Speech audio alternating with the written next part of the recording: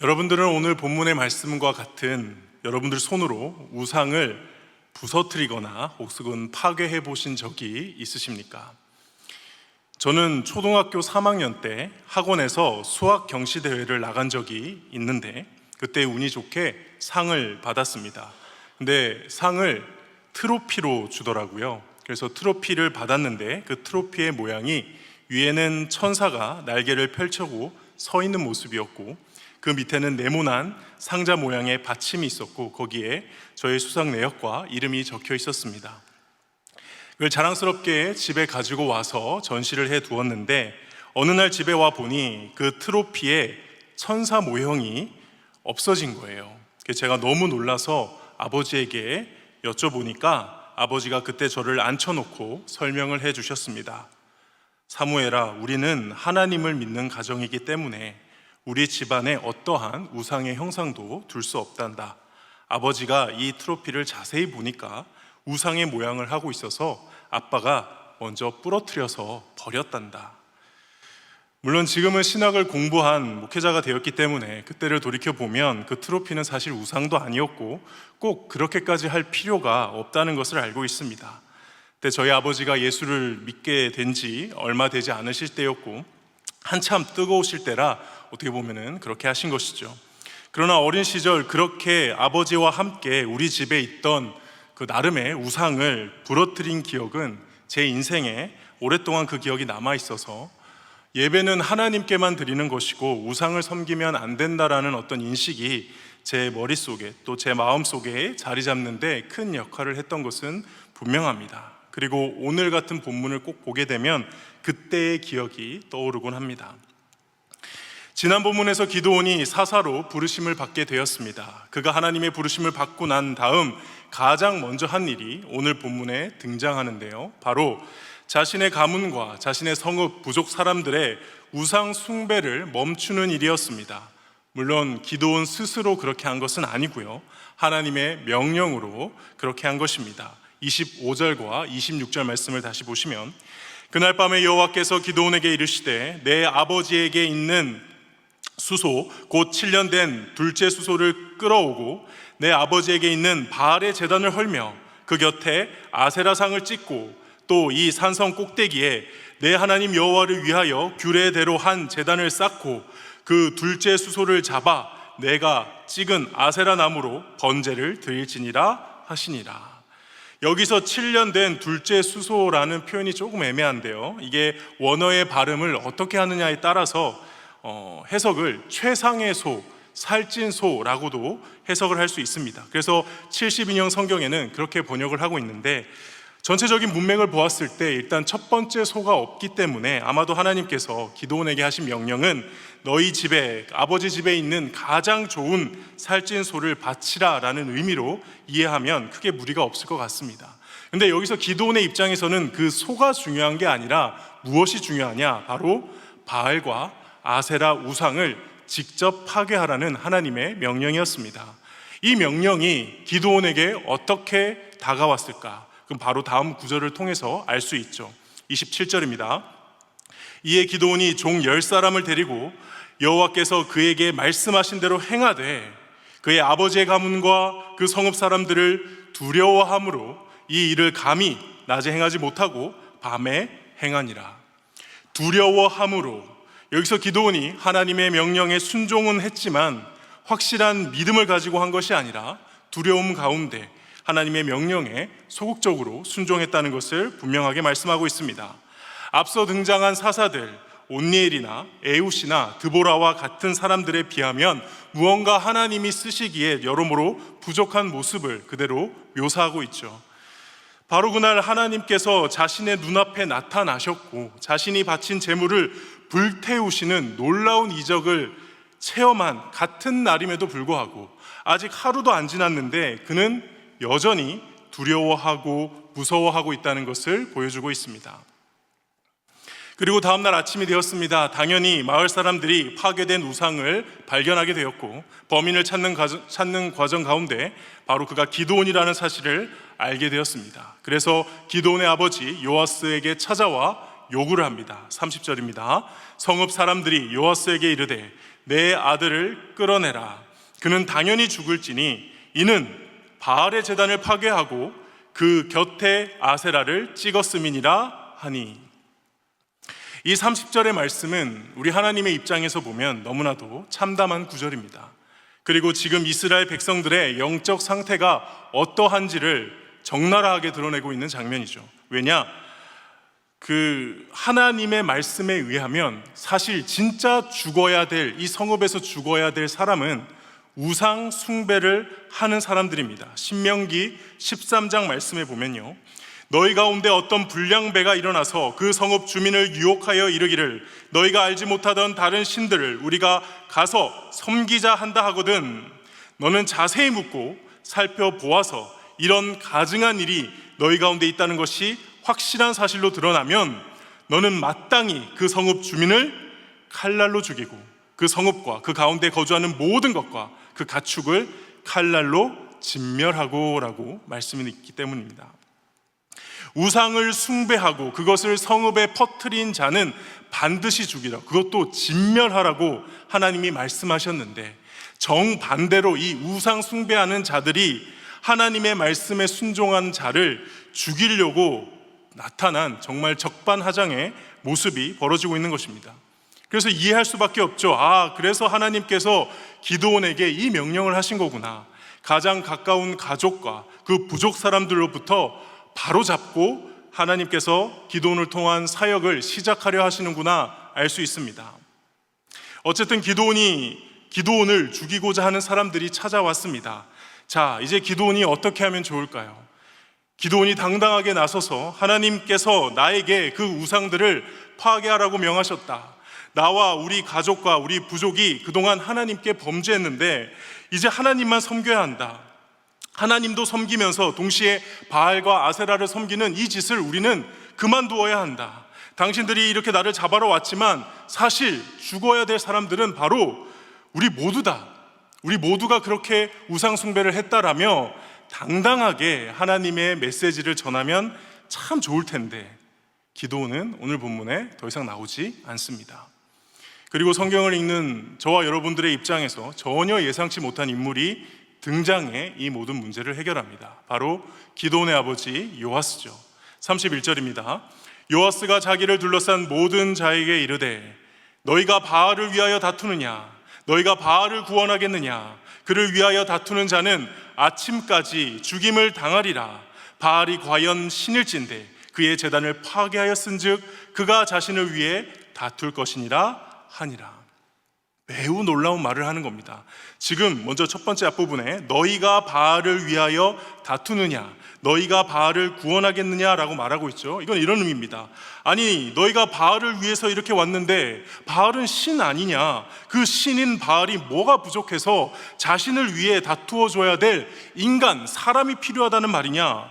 그럼 지금 바알이 너희를 구원하는 게 아니라 너희가 지금 바알을 구원하고 있지 않느냐? 그럼 이건 신과 인간이 완전 바뀐 거 아니냐? 라면서 아주 논리적이고 설득력 있게 논증합니다.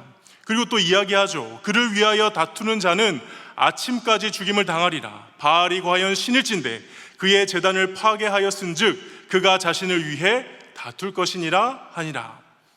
바알이 정말 신이라면 자신의 제단을 파괴한 내 아들 바알이 직접 죽일 것이다. 그러니까 너희들은 빠져 있어라.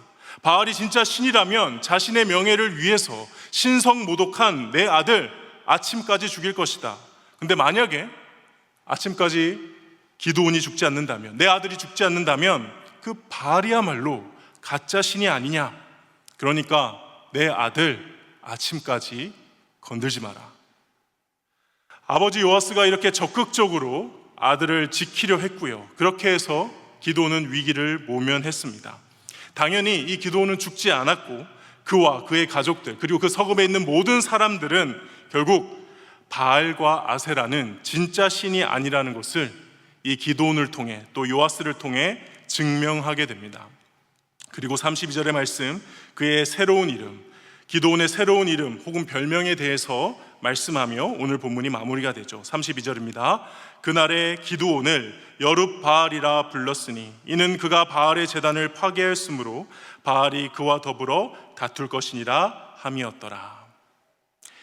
오늘 본문을 통해서는 우리가 한 두 가지 정도 신앙의 교훈을 함께 나누고자 합니다. 첫 번째는 여룻바알 신화의 실체는 기드온의 연약한 순종이었다는 것입니다. 여룻바알 신화의 실체는 기드온의 연약한 순종이었다.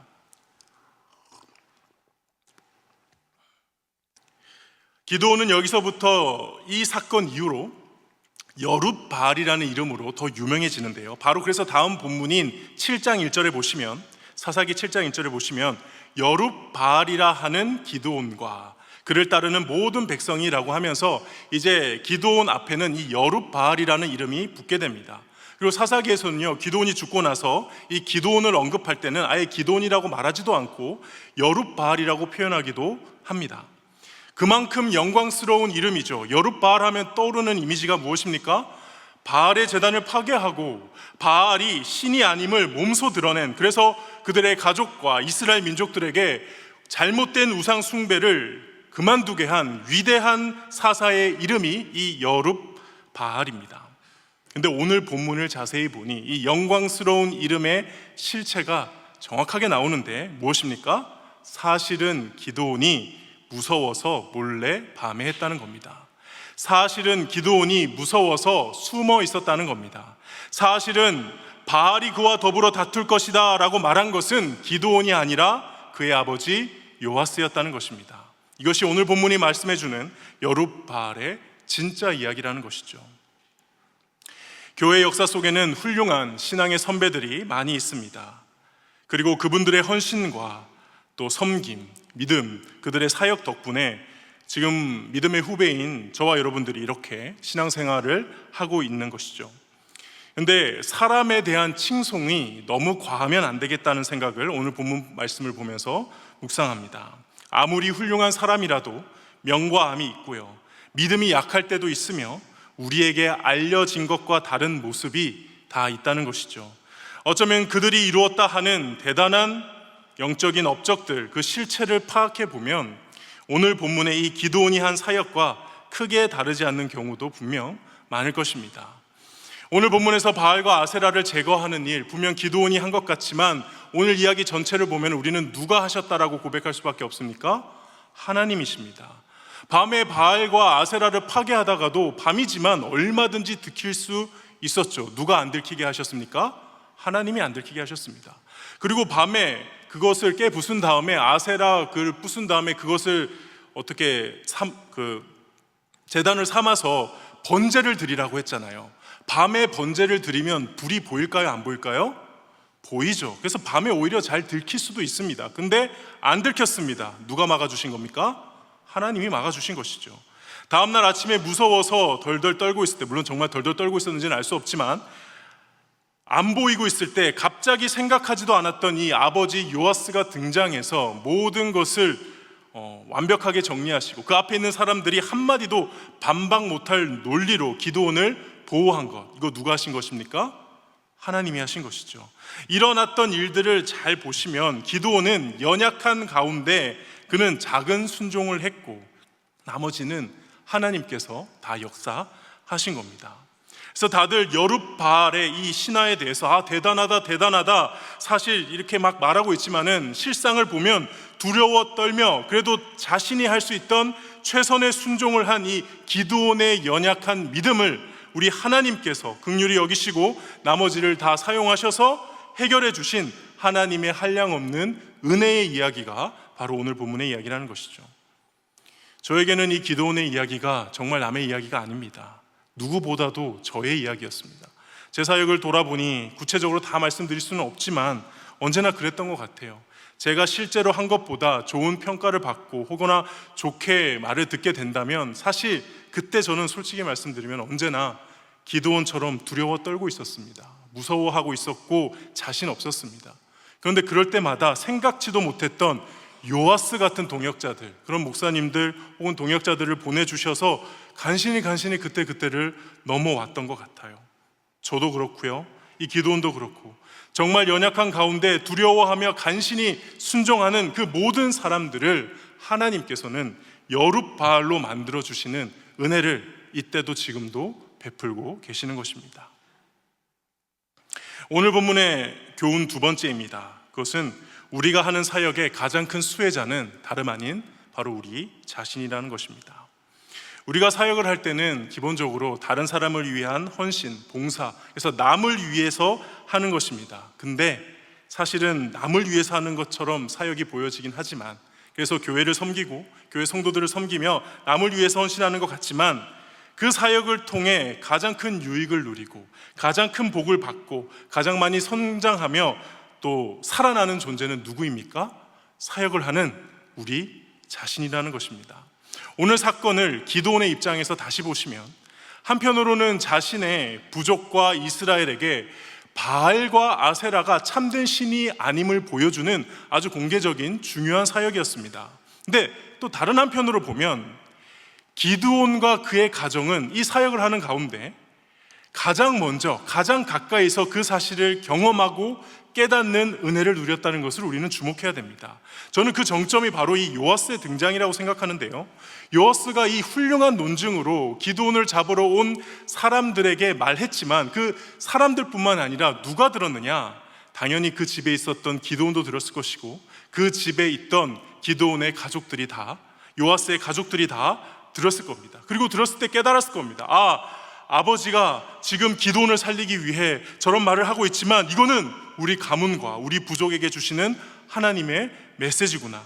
왜냐하면 이 배경을 아시면은 부족들만 우상숭배를 한 게 아니라, 이 성읍 사람들만 우상숭배한 게 아니라 이 기드온이 속한 요아스 가문도 우상숭배를 했을 뿐만 아니라 이 우상숭배하는 장소를 소유하고 제공한 게 바로 이 요아스이기 때문에 그렇습니다. 그래서 오늘 이 요아스가 이렇게 말했다는 것은 그 자체로 기적에 가까운 거예요. 결국 기드온이 하나님의 말씀에 순종했을 때 요아스도 변화가 되고 그 가족들도 변화가 되는 가장 큰 유익을 그들이 누렸다는 것입니다.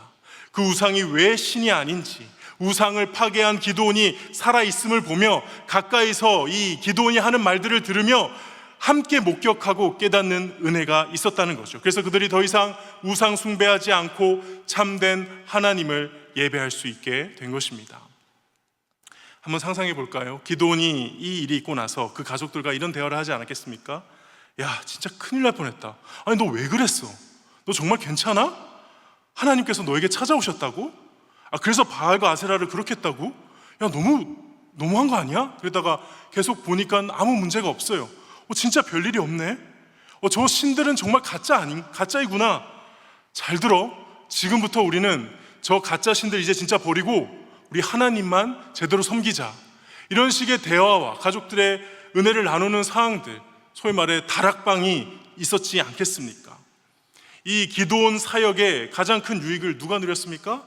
기드온과 그 가족들이 누린 것입니다. 저는 저와 여러분들이 각자 부르심을 받은 그 모든 사역에서도 이 원리는 동일하게 적용된다고 믿습니다. 사역 힘들죠. 특히 하나님께서 부르신 자리면은 그 자리는 편한 자리가 아닐 확률이 매우 높습니다.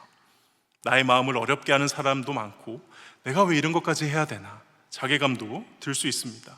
밤에 몰래 종 10명을 데리고 가서 바알을 그 제단을 허물고 아세라를 찍어내리는 기드온의 마음이 그런 마음 아니었을까요? 그런데 그렇게 부르신 자리에 최선을 다해 순종하면 절대 우리 하나님께서는 우리를 손해만 보게 하시지 않으실 줄 믿습니다.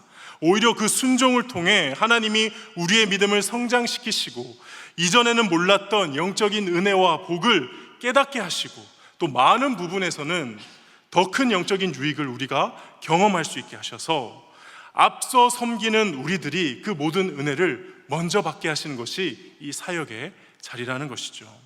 그래서 우리가 주님을 위해 또 교회를 위해 성도를 위해 헌신하고 사역하는 것 같지만 사실 그 사역조차도 어떻게 보면 하나님이 우리를 목양하시고 먹이시고 우리를 자라게 하시는데 사용하는 것이라는 거죠.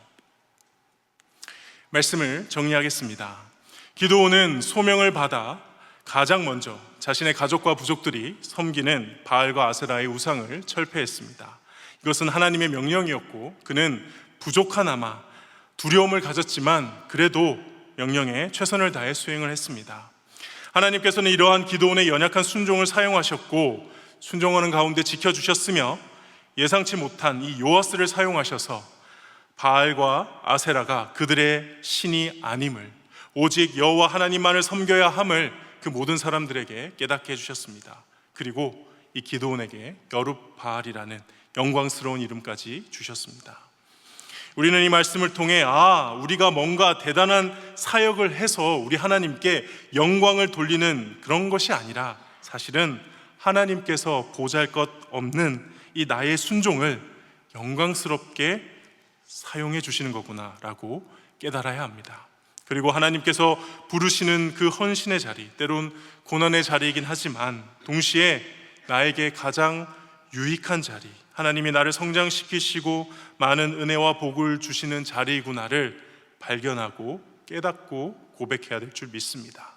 그렇게 참된 겸손과 하나님의 은혜를 의지하며 하나님의 말씀에 순종하며 살아가는 저와 여러분 될 수 있기를 주님의 이름으로 축복합니다.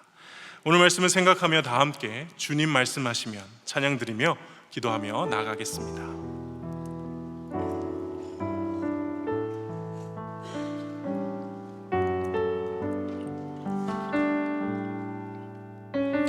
주님 말씀하시면 주님 말씀하시면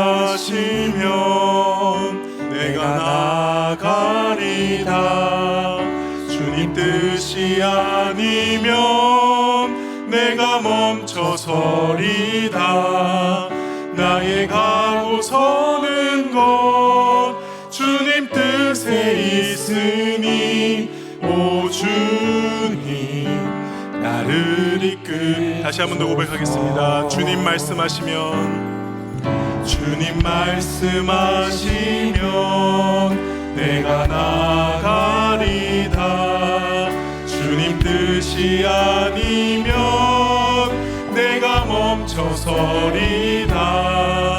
나의 가고 서는 것 주님 뜻에 있으니 오 주님 나를 이끌소서. 뜻하신 그곳에 나 있기 원합니다. 뜻하신 그곳에 나 있기 원합니다. 이끄시는 대로 순종하며 살리니 연약한 내 영혼 통하여 일하소서. 주님 나라와 그 뜻을 위하여 뜻하신 그곳에 나 있기 원합니다. 이끄시는 대로 순종하며 살리니 연약한 내 영혼 통하여 일하소서. 주님 나라와 그 뜻을 위하여 오 주님 나를 이끄소서. 오 주님. 우리 한 번 더 고백하겠습니다. 주님 말씀하시면 내가 나아가리다. 주님 말씀하시면 내가 나아가리다. 주님 뜻이 아니면 내가 멈춰서리다. 나의 가고 서는 것 주님 뜻에 있으니 오 주님 나를 이끌. 주님 말씀하시면 내가 나아가리다. 주님 말씀하시면 내가 나아가리다. 주님 뜻이 아니면 내가 멈춰서리다.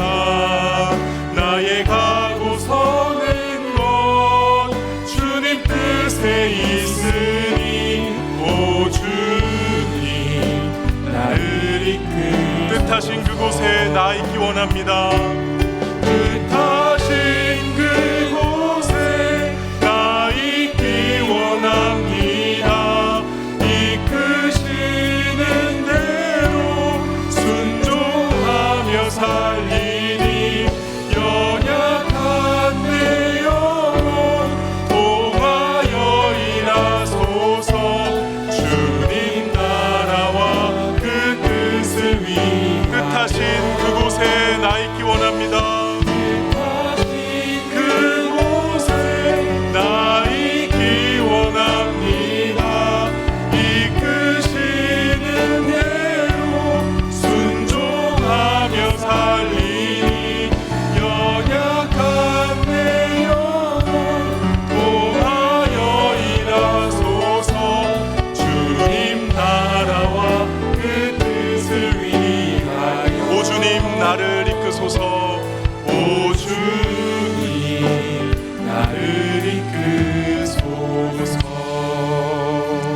이 시간 오늘 우리에게 주신 하나님의 말씀을 붙들고 기도하겠습니다. 하나님께서 연약한 우리를 하나님의 자녀로 불러주시고 교회를 섬기고 가정을 섬기고 이웃을 섬기는 사명을 맡겨주심에 감사합니다. 하나님, 이 사명을 통해 우리가 먼저 하나님이 주시는 풍성한 은혜를 누리게 하시고 연약하지만 저희의 순종을 사용하셔서 하나님의 뜻을 이루어 주시옵소서. 부르신 그 자리를 소중히 여기게 하시고 어떤 상황에서도 나를 부르신 하나님의 뜻과 계획이 있음을 믿고 마침내 합력하여 선을 베푸실 하나님을 기대하게 하여 주시옵소서. 그리하여 우리를 사용하시는 그 하나님의 놀라운 일하심을 목도하며 하나님께 온전히 영광을 올려드리는 우리 모두가 그런 사명자들이 되게 하여 주시옵소서라고 이 시간 다 함께 주님의 이름 한번 부르짖고 기도하며 나가겠습니다. 주여, 사랑과 은혜가 많으신 하나님 아버지, 우리의 모습이 이 기도원의